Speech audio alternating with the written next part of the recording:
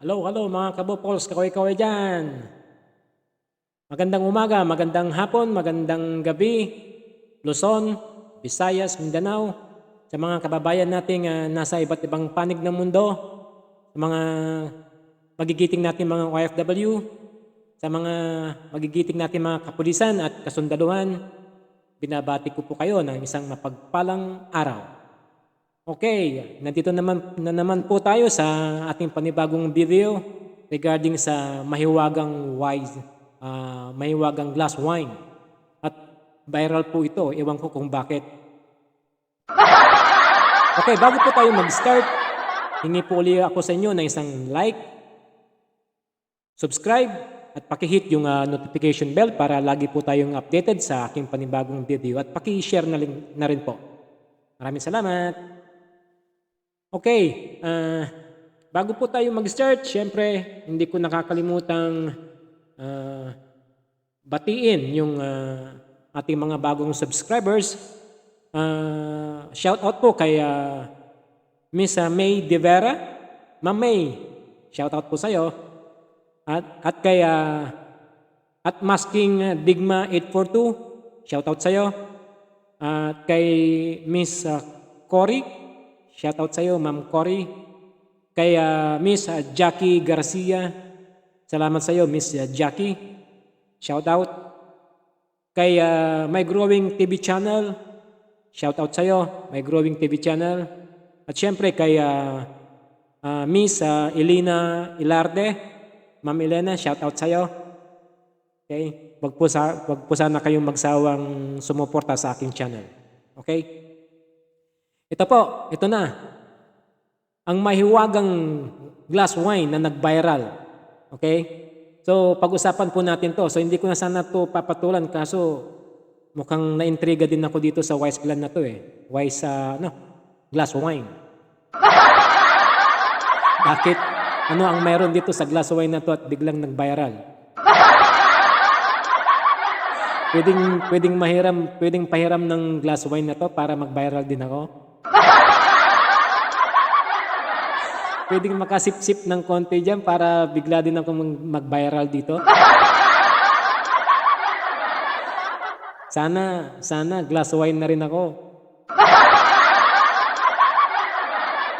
Sana all.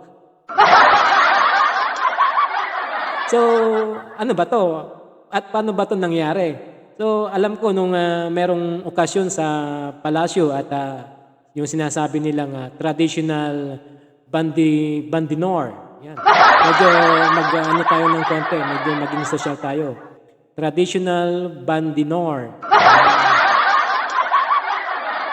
So, nung nakuhanan sa video si First Lady Lisa Marcos na kinuha niya yung glass wine ni Senator Chis Escudero. Tapos, nag-viral na kasi yung mga ibang netizen, napansin nila, lalo na yung mga critics at lalo na yung mga anti-Marcos. So, ginawa nila ng issue ulito. So, kaya nag-viral. Pero ang hindi nila alam na itong dalawang to pala is matagal na magkaibigan. Kaya kayang-kaya nilang magkipagbiruan sa isa't isa. Tapos, yung mga hindi nakaintindi, kung ano-anong pinagsasabi. Bago kasi kayo magsalita, ano nyo muna kung ano yung connection ng dalawa. Diba? Putak kayo ng putak. Para kayong mga manok. Putak!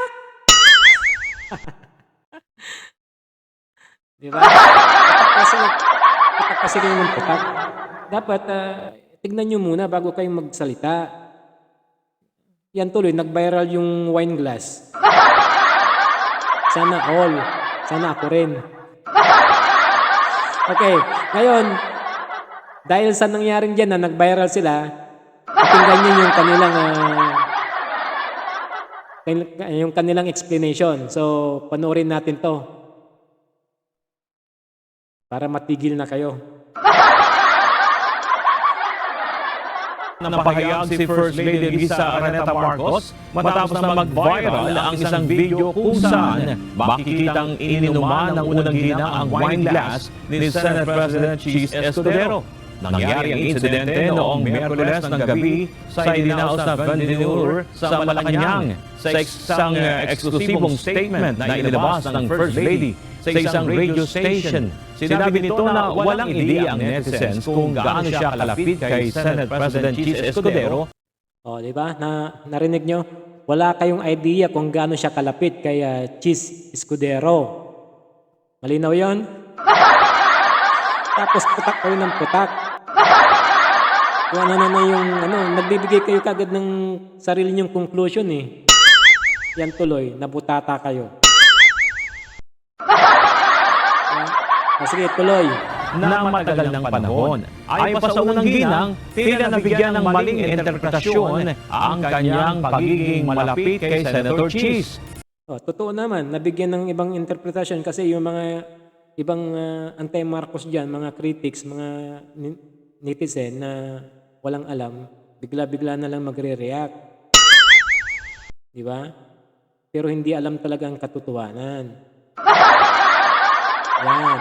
Makinig muna kasi kayo, huwag kayong ganong nagbibigay ng conclusion nyo. Okay?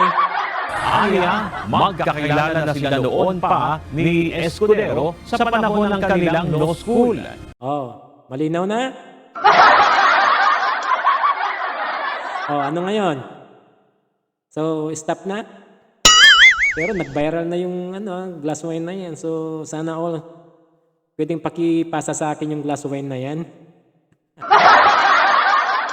Noong gabi ng vendinur, nilapitan umano siya ni Chis kung saan binati siya nito at nakipagtawanan at pagkatapos ay inalok siya ng inumin. Dito na kinuha ng First Lady ang wine glass at pabiro umanong sinabi na hindi malamig ang wine. Nauna nang sinabi ni Senator Escudero na ikinukonsidera niya bilang pagiging gentleman.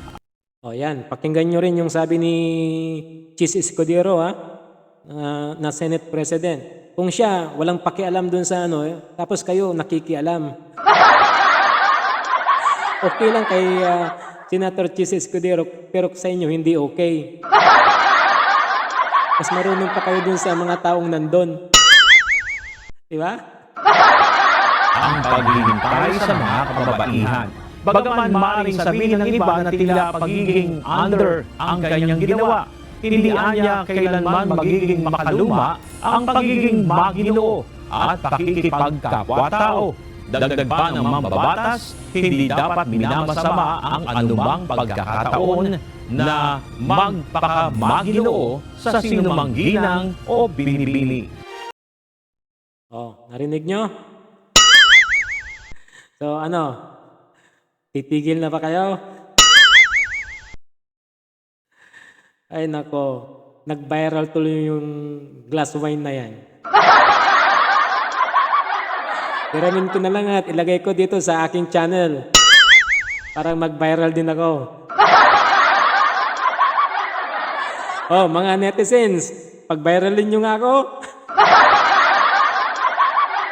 Nandito na yung glass wine. Nandito na sa channel ni BRP. Bukas viral na rin ba ako? Yan. At least ngayon, malinaw na sa atin, malinaw na kay Madam Lisa, malinaw na kay Senator Chis Escudero, at malinaw na sa buong Pilipinas kung ano ang nangyari. Masyado kayong nagre-react at masyado kayong conclusive, di ba? Okay, dito na magtatapos yung aking reaksyon. So sana po, wag po kayong magsawang sumuporta sa aking video na in-expect ko na magbabiral na kasi nandito na yung wine glass sa akin. Paki-like, paki-subscribe, paki-hit yung notification bell para lagi po kayong updated sa aking panibagong video at paki-share na rin po. Maraming salamat at God bless. Bye-bye!